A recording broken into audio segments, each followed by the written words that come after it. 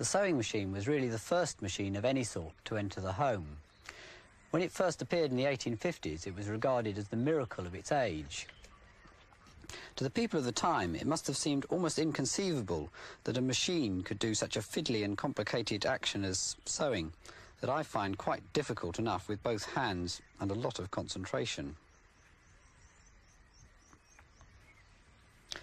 Personally, I still find sewing machines quite magical, how effortlessly they work, producing such perfect stitches and without hardly ever tangling up.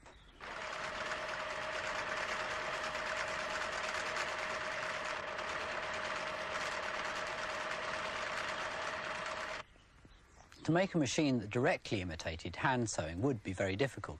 The real secret of machine sewing has been to find a completely different sort of stitch that's more suitable.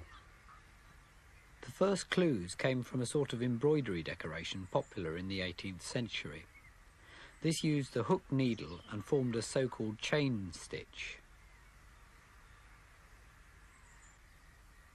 The needle never needs to go right through the fabric, so it can be firmly fixed to part of a machine at the top. The first attempts at mechanical sewing imitated this embroidery stitch.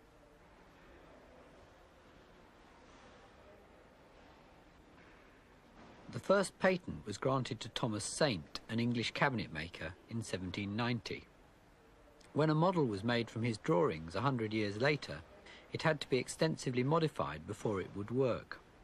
So it's doubtful whether Saint ever actually built one.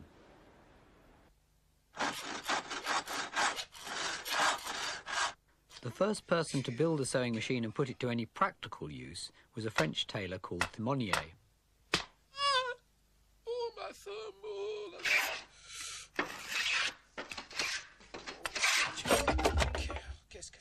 After years of failure, he finally patented a machine in 1830. By 1841, he had 80 machines stitching army clothing in a Paris factory.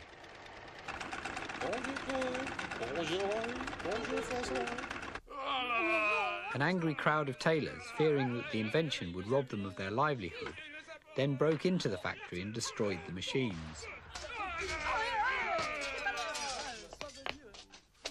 Thimonier was ruined and eventually died penniless. This is a model of Thimonier's machine in the Science Museum, which exactly imitates the hand embroidery stitch.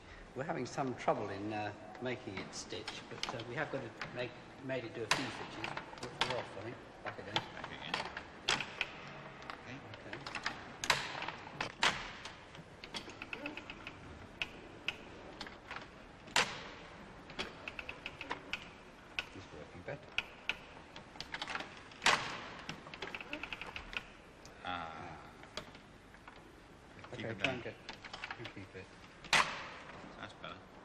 We haven't managed to make it stitch very neatly, but even if the machine was properly set up, chain stitch still has the disadvantage that it's very easily pulled apart. Unknown to Thimonier, other inventors were experimenting with a different sort of stitch, lock stitch, using two separate reels of cotton. The machines were more complicated, but the stitches they produced were neater, and they didn't pull apart so easily. The secret of these machines was really the brilliant shape of the needle itself. We've made a giant one here, and you can see the eyes in the pointed end of the needle, and it has a groove all the way up one side that the thread can slip through.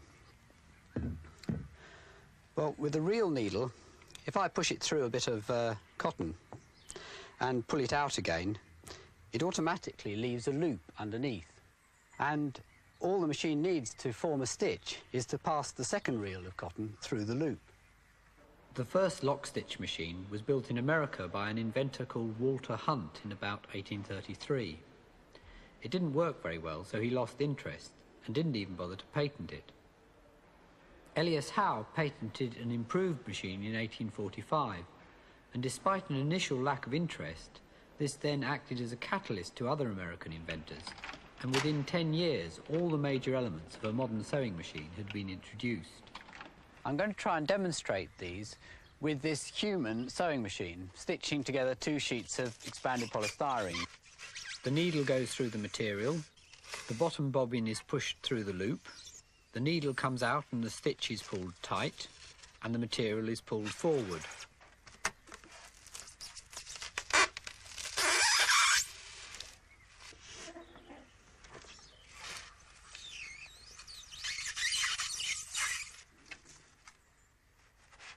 Every lock stitch machine has these 4 movements: pushing through the needle, passing the loop round the bobbin, pulling the stitch tight, and moving the material forward.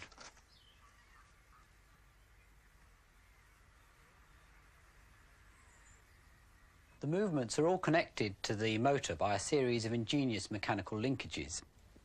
First, the linkage to the needle itself. This is often just a crank, the simplest way to get an up and down motion from a rotation. Next, the device that pulls the stitch tight. This is basically an arm that flies up at the right moment, just as Ellie's was doing. But Ellie also had to grip the thread with her other hand to stop the thread being pulled from the reel instead of through the stitch. So on a sewing machine, there's a sort of friction pulley between the cotton reel and the arm. It's getting the thread to pass cleanly through these 2 things before the needle that always makes threading up a machine so elaborate. The action of the arm itself is surprisingly simple. Just 2 levers fixed to the needle mechanism. It's wonderful what a vast range of movements can be derived from simple cranks and levers.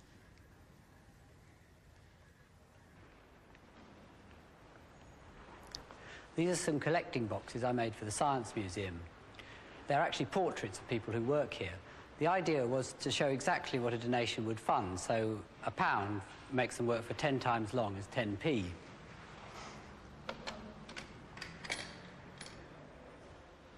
This is the curator.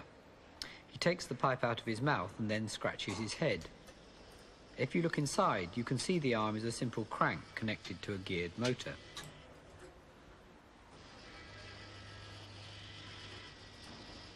Back to the sewing machine.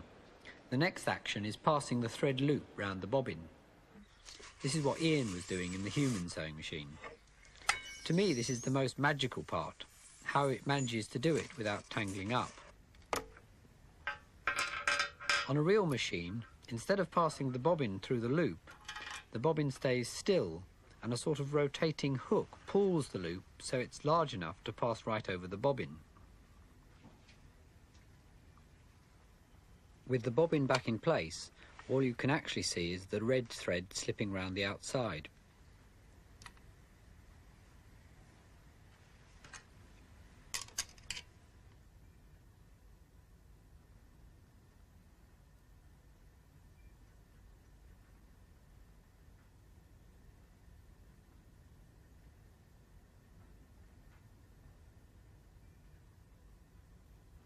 The last movement, pulling the cloth forward for the next stitch, is technically called a 4-motion feed because the 2 metal bit moves forward, down, backwards and up again.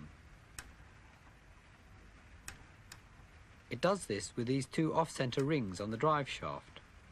The one on the right pulls the claw backwards and forwards, the other one makes it go up and down. So both combined give the 4 motions. This completes the basic mechanism, all 4 movements connected to a single drive shaft. This is actually a toy made in Germany about 1893. It's called the Nuremberg Lady or Nuremberg Princess. It's patented. The cotton goes in here, that's the bobbin. Comes through a tensioning system. Comes across to here. The needle would have been held in her hand. You see her head nods. Although it is a toy, it has all the mechanical characteristics of an ordinary sewing. And let's breathe and release right into cobra position. Continue to relax and release that negative energy. Inhale, arch. Thrust your pelvis to the sky. And exhale, release into the stretch. Good. Focus, focus, focus. For with a great taste that won't fill you up and never lets you down. We do the hips to the sky thing again? Yeah, that was great. Make it a Bud Light. She's not very relaxed. I've been collecting sewing machines for about 15 years. And about 3 years ago, a few of us got together and decided to form a society to pass on information and share information and find out what was going on. And it is now an international sewing machine collector society, which we show onto ISMAX. And we have members all through the world, America, Australia, Hong Kong, all throughout Europe. And I just brought along one or two of my machines to show the very different types that are available. That comes from France, Germany, those are America, this is Glasgow, and that one's from Coventry, an English-made machine. And every one is slightly different, the way it developed. Well, a very unusual machine is this little one here.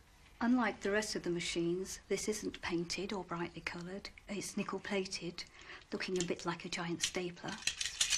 Very nice noise, a bit like a puffer train. Now, there's absolutely no reason whatsoever why this machine should have hands.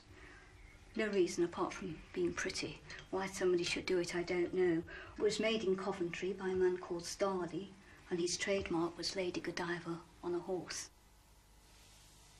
The lion, the beast. It was made by a Glasgow company called Kimball & Morton about 1863-ish. As a sewing machine, it's quite ordinary. It's just a shuttle mechanism. It's just unusual because of its shape. Now, this is a French machine. It's called La Populaire, and it's certainly a very popular machine among collectors. Although it's called, it works on an average system, we always call it the pusher.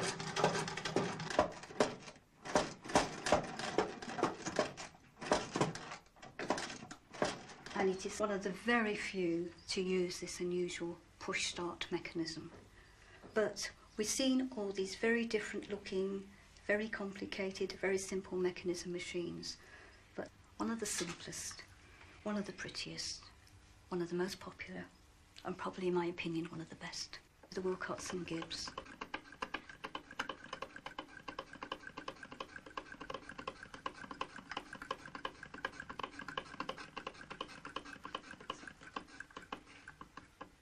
The early machines were all beautifully decorated.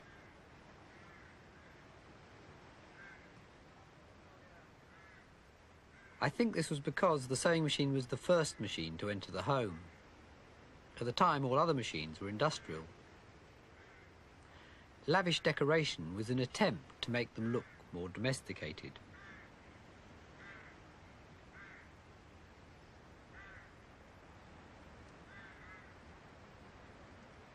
At first, the different manufacturers' machines had very distinct characteristics. But by the 20th century, they'd all started looking more and more alike.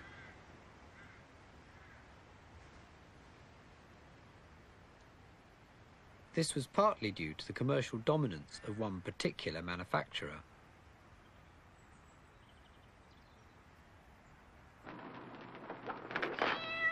Oh, John, I'm so discouraged. How can I ask anybody to this house the way the furniture looks? Well, it is pretty awful. But I don't suppose we could buy much with our money. Not unless a miracle happens. Ah, there's the miracle. Hurry, hurry, hurry, hurry. Answer that doorbell. That's the first time I ever saw a miracle in a two-pants suit. But it's the Singer Man. He'll send her to the nearest Singer sewing center, and the miracle man turns her over to that miracle woman, the sewing teacher, to you. Just a few simple lessons on the sewing machine, and her house will look so attractive they'll probably sell it at a profit. Now take a look at the finished room with the rest of the girls she's invited over. You don't mean to tell me these draperies, curtains, and slip covers yourself.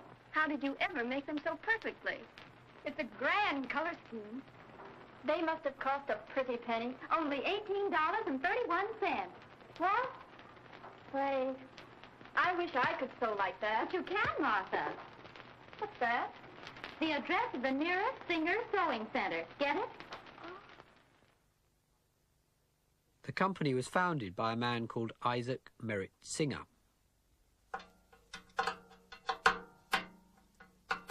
Although Singer was trained as a mechanic, his real love was the theatre. Julie, I've always loved you, honey. Can you ever forgive me? Oh, this is so sudden. Oh, Homer. In 1839, he managed to sell a design for a mechanical excavator for $2,000. Power gets to the bucket, it's beautiful. Okay, I'll buy it. And with the money, he set up his own theatre company called the Merit Players. Oh, I'm rich. I'm rich. Now I can start my theatre company. Sting him up. Oh, no. Goddamn hell I will. See, honey, I told you I'd save you. Oh, Julie. My hero. Singer's theatre company went bankrupt after a few years. Then, in 1851, he came across an early, unreliable sewing machine. I could do better than this.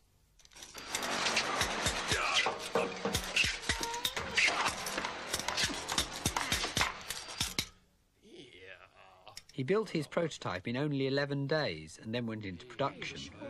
Singer's machine wasn't particularly original, but he was brilliant at selling it. Okay, ladies and gentlemen, this machine sewing before your very eyes. Here is your trousers, Isaac.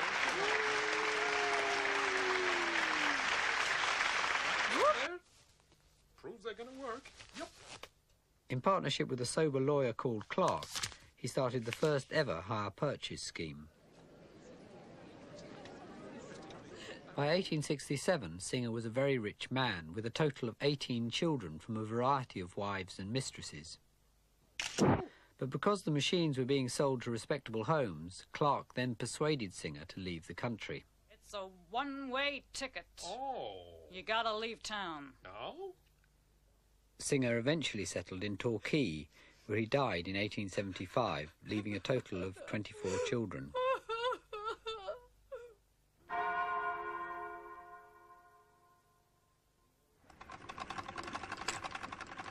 From the earliest days of the sewing machine, attempts were made to find a better way of powering it than just turning a handle.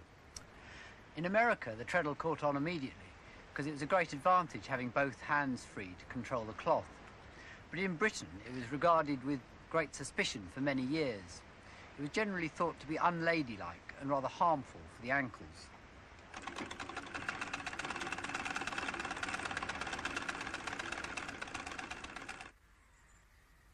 Attempts were made to power the machines by water wheels, giant clockwork motors and steam, but all were inconvenient.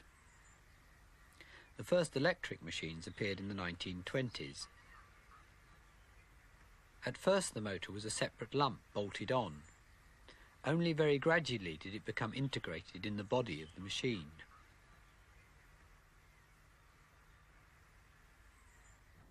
The motor itself is connected by a drive belt. This belt used to be rubber or leather, but on modern machines there's a synthetic toothed belt which has the big advantage that it doesn't slip. They've now replaced belts, gears and chains on many machines, like photocopiers. And let's breathe and release right into cobra position. Continue to relax and release that negative energy. Inhale, arch. Thrust your pelvis to the sky. And exhale, release into the stretch. Good. Focus, focus, focus. For the great taste that won't fill you up and never let you down. Will you do the hips to the sky thing again? That was great. Make it a Bud Light. She's not very relaxed. A couple of years ago, I made this trick suitcase for a conjurer clown for a stage show. It does several tricks, about 8 of them in all, but the relevant ones today are the fact it can walk off stage entirely of its own accord.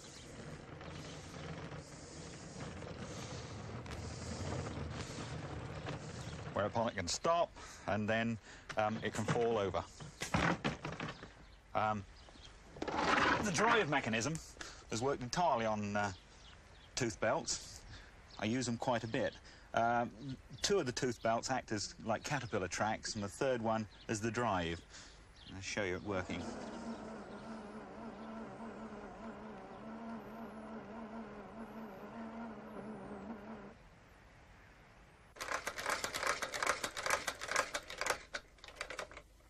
There are limitations to the movements you can get out of simple cranks and levers, so a lot of sewing machines also use cams.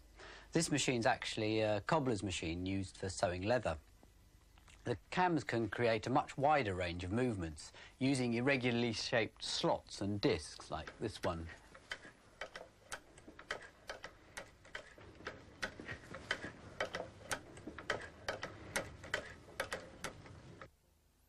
Just like cranks and levers, these have all sorts of uses, and I quite often use them myself.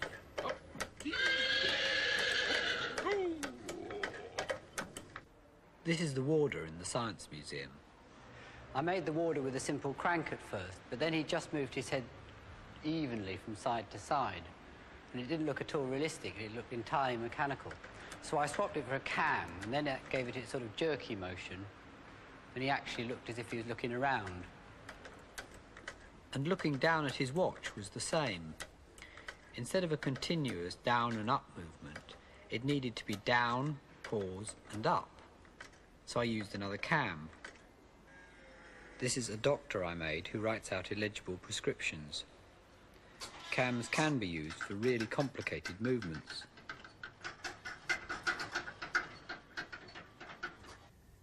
Most modern sewing machines can do a wide variety of fancy stitches. They look a lot more complicated, but there's only one basic extra movement, and that's moving the needle from side to side. And by combining sideways needle movements with variable cloth feed movements, all sorts of fancy stitches become possible.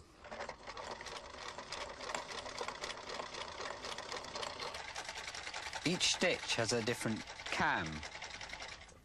If I change to a different stitch, the cam follower moves, and you can see it moving to a different rhythm.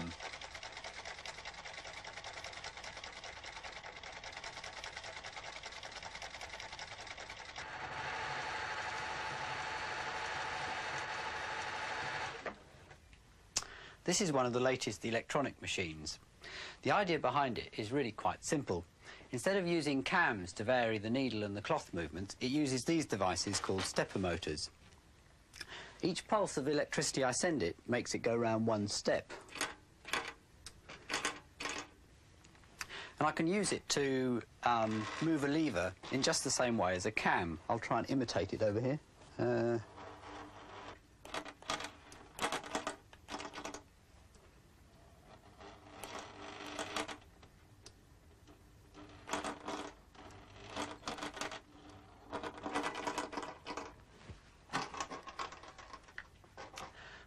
By programming a microprocessor to produce a rapid sequence of pulses to control the stepper motor, the movements of the needle can be very accurately controlled. I think you can see the stepper motor moving the needle in this machine. The stepper motor is fixed to a cog, which moves the needle in small steps.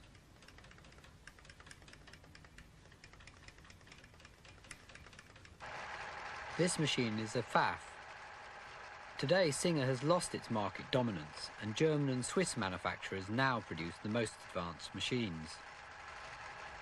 But I'm not convinced that all the electronics is really a good idea in the sewing machine. However good the design, there's still an awful lot more to go wrong than in a basic machine. And I'm not sure that all the fancy stitches are really worthwhile. The service engineers I've talked to say that a lot of people never use them. With the old mechanical machines that used to last anything up to 100 years, the lack of obsolescence was quite a problem for the manufacturers.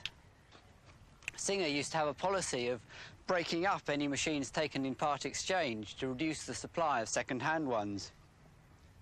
I suspect all the complexity of the fancy stitches has added quite a convenient degree of obsolescence.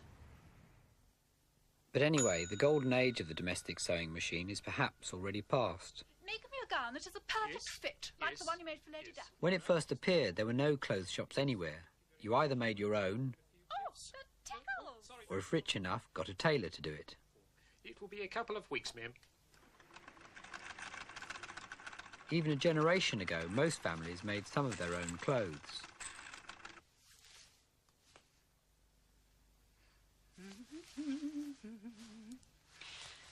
Oh, yes. Oh, it's a dream. But the sewing machine, besides speeding up home sewing, also made the off-the-peg clothing industry economically successful. chic yeah. at the moment. Yes, I think I really... Home dressmaking is today just a minority hobby, and the home sewing machine has lost its central importance. Bit tight. The old machines were built to last a lifetime. Despite my doubts about the latest ones, they have to some extent carried on this tradition, and mechanically they're still surprisingly well made. I think that to make the machines fast, quiet and reliable, they have to be quite heavy and rigid, and they also have to be very precisely made. And it's really these qualities that make them such wonderfully satisfying machines.